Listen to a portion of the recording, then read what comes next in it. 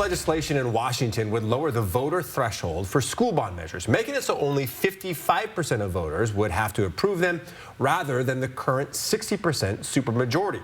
Good evening and thanks for being with us. I'm Derek Dice. And I'm Kirsten O'Connor. Murrow News fellow Albert James is in Olympia with what school officials think about this move and how voters will weigh in. We're investing in our future. We're investing in our kids. Democratic State Senators Deb Krishnadasan and Adrian Cortez are the driving forces behind Senate Bill 5186 and Senate Joint Resolution 8200. The measures would amend the state constitution to lower the approval rate needed for school construction bonds. With the 60% right now, it's an unachievable goal for many of our districts. The Office of Superintendent of Public Instruction testified in support, saying that out of 14 bond measures this past November, only 4 passed. They say that number would have gone up to 9 if the threshold was at 55%.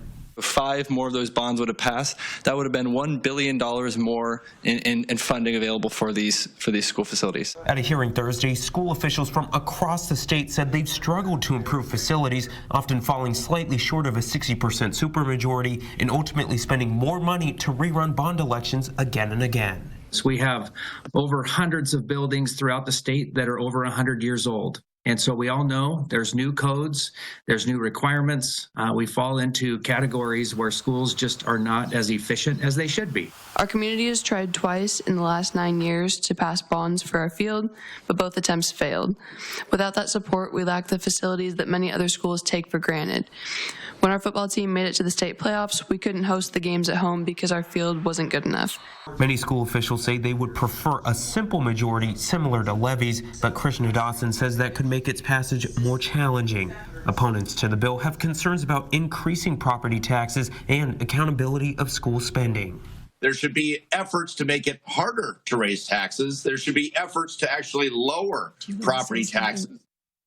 I cannot emphasize enough the visceral opposition there is to higher property taxes. For the threshold to be lowered, Senate Bill 5186 must pass the legislature. Senate Joint Resolution 8200 would need a 2/3 majority vote from both the House and the Senate for the amendment to be posed to the voters.